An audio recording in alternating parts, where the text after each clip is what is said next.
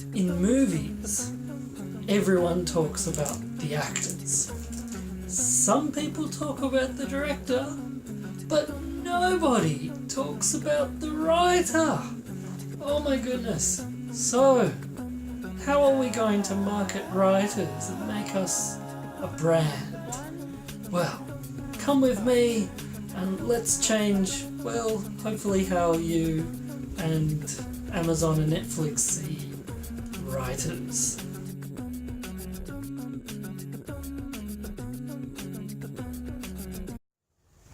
It's great to see you again. Welcome back. So, just like last time, we're going to start with who wrote that quote. Now, today's quote, I think you should all know, I am your father. Who wrote it? So, let's get into today's episode. I'll give you a hint at the end and let you know, perhaps give you a hint about who wrote it. Okay, so we've got this guy here, this guy here, but I'm not talking about George Lucas. Today, I'm going to talk about Carrie Fisher. Now, Carrie Fisher, I think you all know from the famous Star Wars films as one of the actresses. She was Princess Leia, an iconic role. But, well, what is her most famous work as a writer? It is actually a film which she wrote the screenplay for, based on a book that she wrote, which is called Postcards from the Edge. Now, Postcards from the Edge, the film, starred Meryl Streep and Shirley MacLaine, and like the book, it's based on the semi-autobiographical book of the same name, which is essentially, as she describes it in the book, an actress of some silly movies who has a famous mother and who attempts to navigate a very public detox program. She's in a rehab clinic detoxing from alcoholism, which is something, as fans of Carrie Fisher will know, is true to her real life. Now, the series of books does include some other ones, like Delusions of Grandma, and then the sequel, which is I can't remember quite now the name of it. That one goes into mental illness. She goes back into kind of rehab, except what she's doing this time around is that she's in a mental health facility.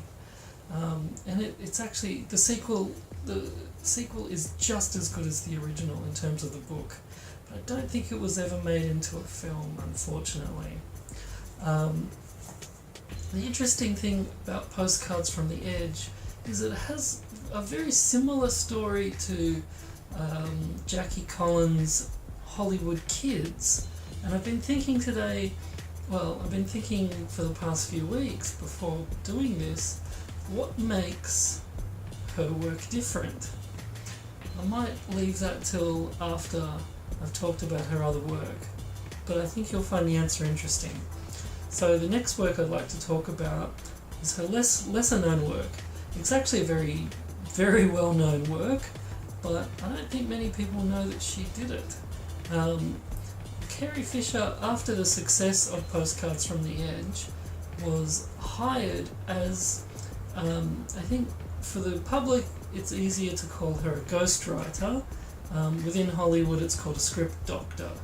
Now, a script doctor doesn't get credited as the writer of a film, but they get paid quite a lot of money, and as a script doctor, one of her most famous works was on the Star Wars prequels. And her job, as with a lot of her script doctoring, was basically about getting the scripts that a man wrote and giving it the female perspective. So that's what she did. Perhaps she wrote the famous line about the sand, I'm not sure. But in any case, that was one of her jobs. Now, her latest work is a film which I probably could have picked as her least known work. Because I'm going to choose a screenwriting work as opposed to her wishful drinking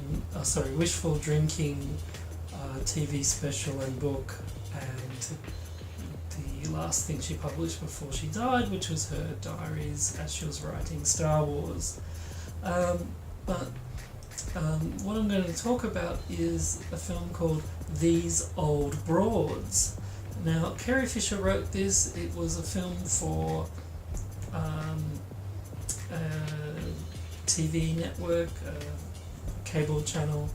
And what it does is that it reunites a lot of just basically about every glamour star of old from Hollywood's golden age. Anyone that was still alive. So she's like, I think, Shirley MacLaine, there's Elizabeth Taylor, there's her mother, Debbie Reynolds. And, well, by all accounts, it's not a particularly fantastic film. The one thing that it does, it's most famous for, is a scene, and it's probably on YouTube so you can check it out, between Elizabeth Taylor and Debbie Reynolds. Now, the history behind it is that Elizabeth Taylor, her husband, who was the best friend of Debbie Reynolds' husband, her husband passed away in a plane accident, and to console herself, she and Debbie Reynolds' husband had an affair, and they ended up getting married, and it split up their relationship. And of course, the man that she had the affair with was Eddie Fisher, which is Carrie Fisher's father. And what Carrie Fisher did is that she essentially wrote an apology for Elizabeth Taylor to give to her mother. And they did it, I suppose, as they say, as my uncle used to say, you give anyone enough money and they'll do it.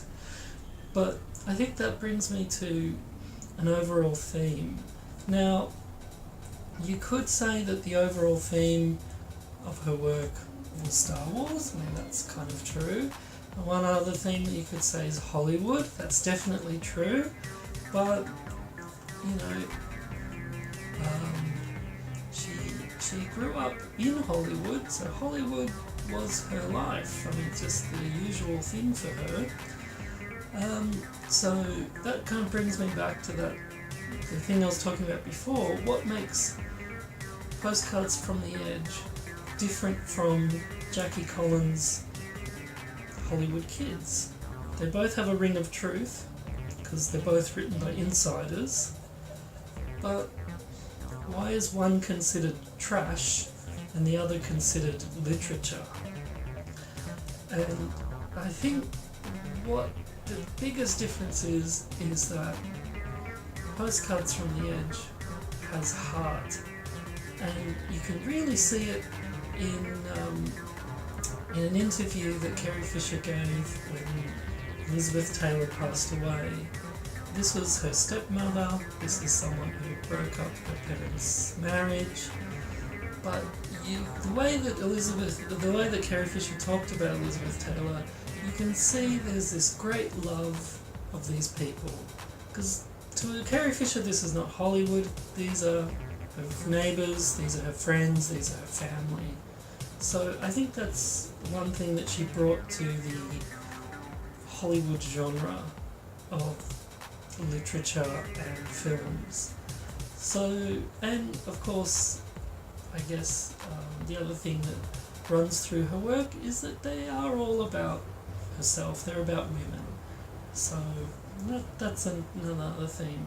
So I hope that for the people who don't know her outside of the Star Wars films, I hope you dive into her work, because there's some great work to find. So, the other thing, did you figure out who wrote I Am Your Father? Of course, it is from Empire Strikes Back. Okay, have a think about it, write it in the comments below. I'll see you next time. Bye for now.